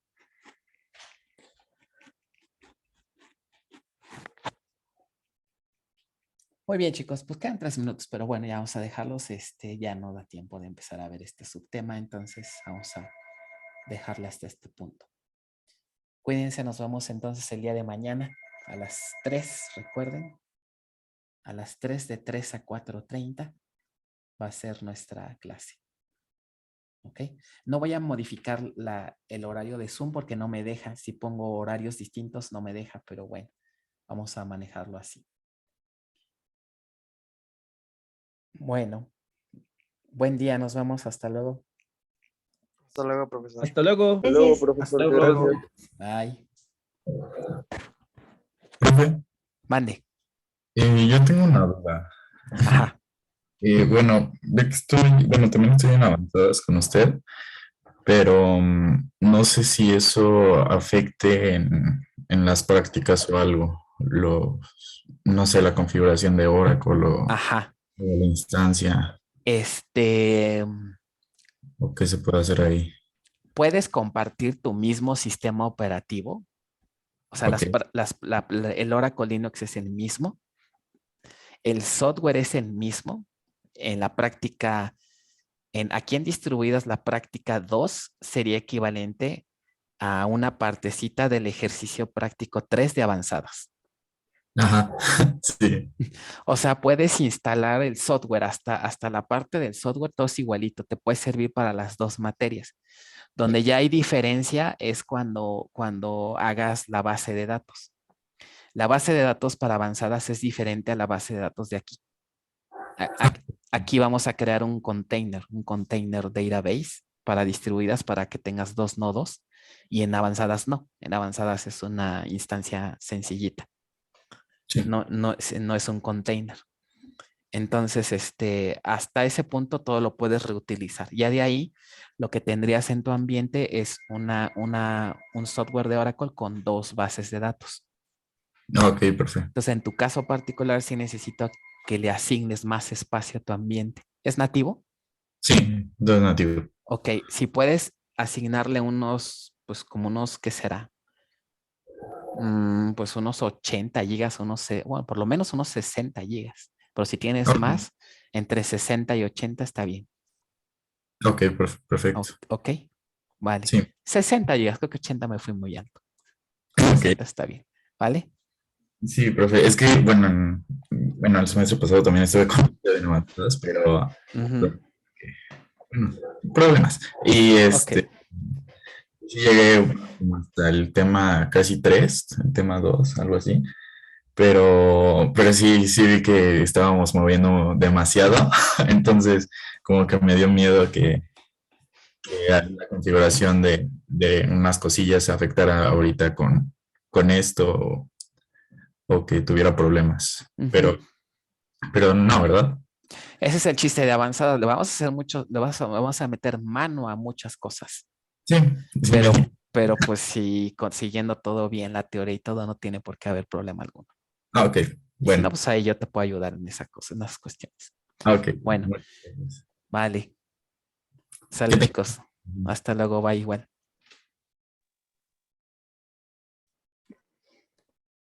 Luego, profe, igual me quería oír la respuesta a esa pregunta porque igual llevo con Ok. avanzadas y distribuidas. Aplica Y tenía igual. miedo que la configuración de una Afectar a la interfiera a otra. la otra, No, pero no, no, acaba no. de responder, así que creo que no. Entonces, Gracias, profe, hasta luego. Bye.